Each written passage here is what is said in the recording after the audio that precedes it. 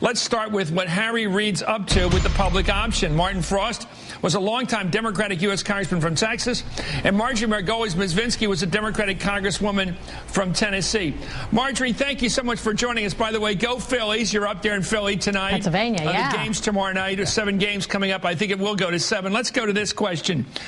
You know what it's like to have to vote when the vote may bring a real conflict in your situation. In your case, you represented a very wealthy, well-to-do congressional district in the suburbs of Philadelphia that was very anti-tax.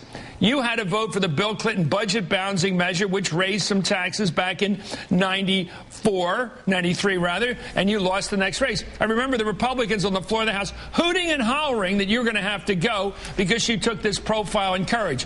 What's it like being on the other end of that stick right now? Someone like Blanche Lincoln in Arkansas, or Bill Nelson from Nebraska, or Mary Landrieu from Louisiana, people whose states voted 3-2 overwhelmingly for John McCain and against Barack Obama. They have to stand up to their own state's politics. What's it feel like when you're in conflict? Well, I mean, I did a drive-by. I wasn't a good politician, but I thought that it was the right thing to do. But it was a miserable vote, no question about it. And also, of course, we weren't prepared for what happened in '94. I just think, you know, I don't know. I'm a believer in Pericles. I think that you've got to lead and you can't be led. But once again, I didn't stay very long. Yeah, well, I remember, let me go to Marty Frost on this, because, Congressman, it seems to me, Jake Javits, one of the great senators of all time from New York, he was a moderate Republican. In fact, I should dare say this, a liberal Republican. There's something that's gone. Yeah. And he said that, a friend of mine said that he told him, it was Ken Duberstein, a lobbyist, said that he once said to him, there's 3 ways you decide how to vote. Number 1, you vote your state. Number 2, you vote the larger interest of the body, of the Senate. And third, you represent the interest of the president if he's in your party. But he's always third. What do you do if you're from Arkansas this time, or you're from Louisiana, you're from Nebraska, and the president's pushing you for, say, the public option? What do you do?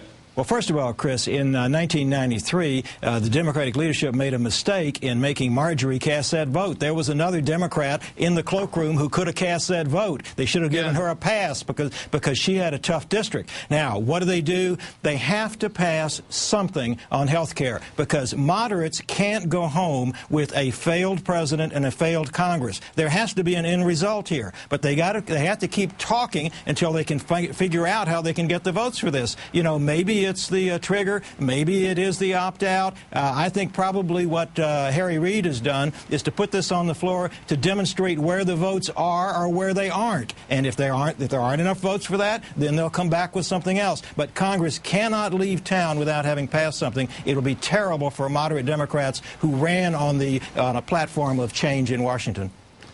Well, Marjorie, it seems to me that the problem with leadership in the Congress is they almost inevitably come from safe seats.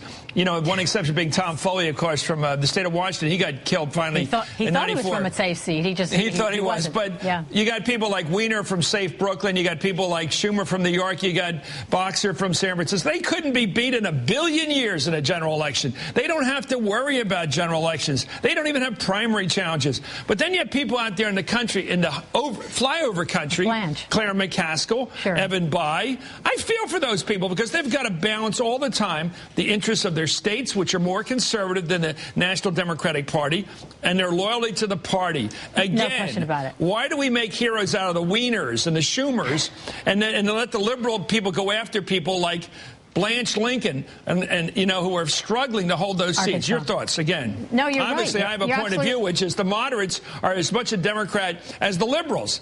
No, there you're are absolutely more right. Moderates in the Democratic Party than there are liberals by any poll. Go ahead. Marty's right, though. I mean, something has to be done. It has to be done now. It's not going to be done later. I think we're all at fault. I mean, you know, we have a tendency to give people what they want to hear and not what they need to hear. And I mean it. And people have to understand this is not an easy issue. It's very complicated, and we keep on feeding people what they want to hear. And you're right. I mean, we've got to make sure that those people are somewhat protected. It certainly wasn't what happened to me, but you have to make sure that some of those people are protected, and it comes down to that basic question: What's the difference between representation and leadership? But, Chris, the ultimate, what has to happen here is the leadership on both sides has to get everybody in the room and keep them in the room until they come up with a resolution, something that can get the votes necessary to pass. They can't walk away from this. They can't walk away from this. The Democratic caucus go off the Greenbrier someplace. I don't care. They go to Atlantic City, go somewhere, sit in a room with all those Democratic senators, and when they all agree, the 60 agree, come out of the room and say, we agree. We do that with the Soviet Union during the Cold War. We go into rooms, and then we come out of the room with a deal. Correct, Chris. The problem, of course, is cable television, as we all know. Everybody wants to be on TV. It's hard to get everybody in a room and keep them there until they make a decision. But that's the real test of leadership right now. Can they do something that the moderates are comfortable with, but which actually results in a bill? Because I really believe, I think that the Democrats are okay for the 2010 elections, unless they just totally fall on their faces and have to go home and explain why they couldn't get something done on what the president has identified as the #1 issue for the country. Marty's right. I agree. Marjorie, it seems to me this is one of the things I hear a lot. It's called brinksmanship. Remember that phrase, you guys, back in the 50s? But there's not going to be a war between the Soviet Union and the United States because neither side wants to use nuclear weapons. But each side would test the other side.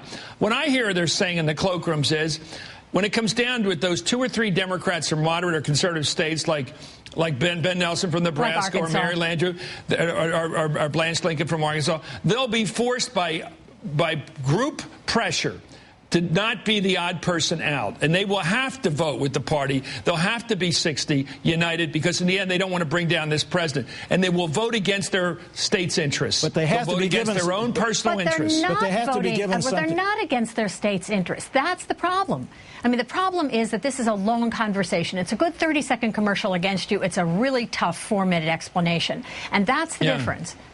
They have to what's be to stop your opponent from nailing you as a socialist if you're from a state where that kind of language works? Marjorie, your district in Pennsylvania, I know, my brother's the county executive there, the county commissioner. And he's a Republican. It's a very wealthy county. He's a Republican. It's a very wealthy county. They don't like taxes one bit. They feel they're giving away too much in their income. They don't want to hear taxes. You know, well, I'm talking to the expert.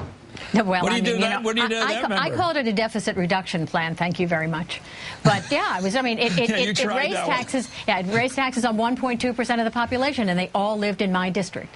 And that's how you lose to a guy like John Fox. Go ahead, I'm sorry. Chris, the moderates have to be given something in exchange. I don't know what that is, but that's why you have leaders in Congress. They've got to figure out, okay, what do we have to give the moderates so that they can vote yes, so that we can produce something. And maybe it is. Maybe it ultimately is this idea of a trigger. I don't particularly care for triggers. They weren't popular when I was in Congress, but that may be the ultimate fallback position. But it has to be done now. It seems to be where the president's headed. Anyway, thank you very much, Congressman Frost. Thank you, Marjorie Margolis-Vinsby, the late, great, wonderful congresswoman from the county of Montgomery County, Pennsylvania.